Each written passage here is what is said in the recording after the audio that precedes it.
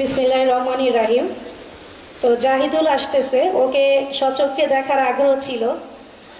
এখন ছাত্র শিবিরকে আমি স্টাডি করা শুরু করি ডাকসু নির্বাচনের পর থেকে। এর আগে শুধু আমি জানতাম যে ছাত্র শিবিরের যে সভাপতি নির্বাচন হয় সেটা নির্বাচনের মাধ্যমে হয়, অন্য কোনো ক্রাইটেরিয়া নেই, ভোটাভুটি হয়, সেখান থেকে নির্বাচিত হয়।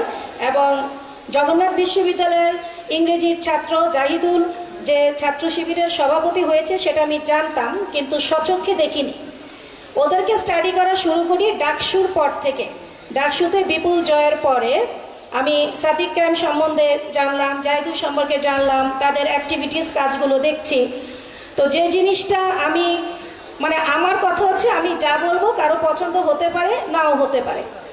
তোমাদের ছাত্রদের কাজ বা ছাত্র শিবিরও সেটা দায়িত্ব নিতে পারে যে ফজরের আজানের আগে ঘুম থেকে ওঠা, তারপরে যার যা ধর্ম সেটা পালন করে কিছুটা শারীরিক এক্সারসাইজ করা এবং দিন শুরু করা, এটার যে বরকত, আর শেষ রাতে ঘুমাইয়া দুপুরবেলা ওঠার বরকত এক না।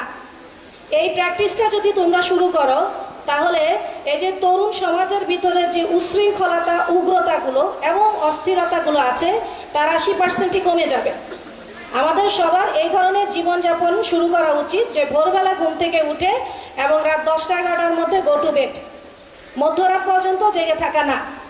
এটা আমি সাদিক ক্যাম্পকে দেখলাম, তারা প্র্যাকটিস করে। ওরা কিভাবে জীবনযাপন করে আমি তো আগে জানতাম না, ওখান থেকে আমার শুরু। আমি তো ভালো জীবনযাপন করে, ঠিক আছে। আরেকটা জিনিস হচ্ছে উগ্র ভাষায় কথা না বলা, কথার ভাষার বাচনভঙ্গি, আচরণ এবং মুখাবয়বের ভেতরে একটা সেলফ কন্ট্রোল ভাব থাকা। এটা আমি 5ই আগস্টের পরবর্তী বাংলাদেশের রাজনীতিতে নতুন দেখছি। ইভেন এখানেও কোনো স্লোগান নাই, কোনো মাসল দেখানো নাই, কোনো শোডাউন নাই, দলে দলে হাঁটা নাই। এটা আমার ভালো লাগছে।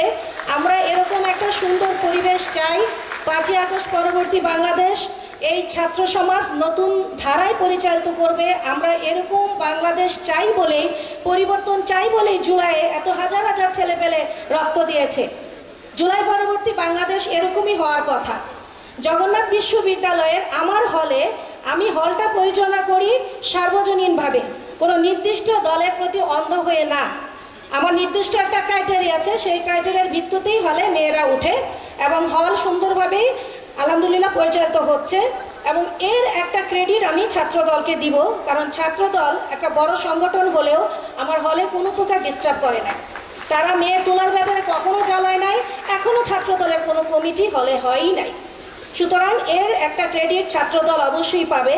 আর একটা বড় ক্রেডিট পাবে আমার প্রশাসন। প্রশাসন কখনোই আমার কাজের উপরে প্রভাব বিস্তার করেনি, আমাকে স্বাধীনতা দিয়েছে কাজ করার জন্য।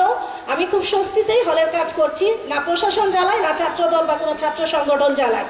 এই পরিবেশটা যাতে ধারাবাহিকভাবে বজায় থাকে, এর জন্য এই ছাত্র সংগঠনগুলোকেই দায়িত্ব নিতে হবে। আমাদের জকসুর আইন পাশ হয়েছে, খুব শীঘ্রই আমরা জকসু নির্বাচন করব এবং ইনশাল্লাহ আমাদের প্রশাসনের কাজ হচ্ছে সুষ্ঠু নির্বাচন করা, এবং ইনশাল্লাহ আমরা সেটা করে দেখাবো।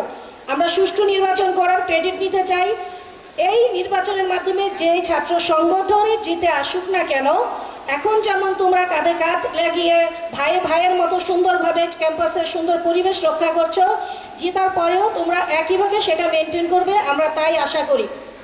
আজকে মেধাবী পুরস্কার দেওয়া হচ্ছে একজন কবির নামে, কবি মতিউর রহমান মল্লিক। এই প্র্যাকটিসগুলো আগে ছাত্র সংগঠনে এই হিসেবে ছিল না। এটা সুন্দর একটা অধ্যায় সূচনা হলো। আশা করি সব ছাত্র সংগঠনই মেধাবীদের মূল্যায়ন করবে এবং যথোপযুক্ত মূল্যায়ন করবে। তোমরা যদি তোমাদের ছাত্র রাজনীতির প্যাটার্নটা চেঞ্জ করো, বাংলাদেশ চেঞ্জ হয়ে যাবে। আমি আমাদের সময়কার কথা বলবো। আমাদের সময়ে একটা ছেলে মেয়ে ঢাকা বিশ্ববিদ্যালয়ে যখন আমরা পড়তাম, আমরা চারপাশের সমাজের জন্য আইকনিক ছিলাম। তারা বলতো তার মতো হবা। এটা যেন আবার শুরু হয়। তুমি শুধু তোমার বিশ্ববিদ্যালয়ের জন্যই তুমি দায়িত্ব পালন করবে না, তুমি যে গ্রাম থেকে, যে এলাকা থেকে উঠে আসছো, সেখানেও তুমি একটা আদর্শের প্রতীক হবা। অন্যান্য ছোট ছেলে মেয়েরা যেন তাদের বাবা মাদেরকে বলে তুমি ওর মতো হবা, ওর মতো ভদ্র হবা, মার্জিত হবা। এটা আমরা চাই। আমরা বাংলাদেশের যুব সমাজকে নতুন ধারায় দেখতে চাই। আজকে আমি গাড়ি নিয়ে ঢাকা বিশ্ববিদ্যালয়ের ভেতর দিয়ে এসেছি, অনেক পরিচ্ছন্ন লেগেছে, কোনো বাইরের লোকজন দেখিনি, অনেক সুন্দর লেগেছে ঢাকা বিশ্ববিদ্যালয়ের ভেতরটা। আর কয়েকদিন আগে অনেক বাজে লাগতো, আমি ফেসবুকে এটা পোস্ট দিয়েছি। এখন আমাকে একজন বলছে, ম্যাডাম জগন্নাথ বিশ্ববিদ্যালয়ের দিকেও তাকায়েন। ইনশাল্লাহ জবিয়ানদের মধ্যে যারা জাকসুতে নির্বাচিত হবে, তোমরা জগন্নাথ বিশ্ববিদ্যালয়ের কিছু দায়িত্ব পালন করবা। আমাদের ছেলেমেয়েরা অনেক দিক থেকে বঞ্চিত, তোমরা সেই দিকটা খেয়াল করবা। আমি ছাত্র শিবিরকে, জগন্নাথ বিশ্ববিদ্যালয়ের ছাত্র শিবিরকে আবার ধন্যবাদ জানাচ্ছি এমন চমৎকার একটা অনুষ্ঠান করার জন্য। আর জাহিদুলকে সচক্ষে দেখলাম, সাদিকা মদিন আসছিল, আসতে পারি নাই হলের ঝামেলার জন্য। জাহিদুল, তোমাকেও শুভকামনা, তুমি আমাদের জগন্নাথ বিশ্ববিদ্যালয়ের প্রোডাক্ট।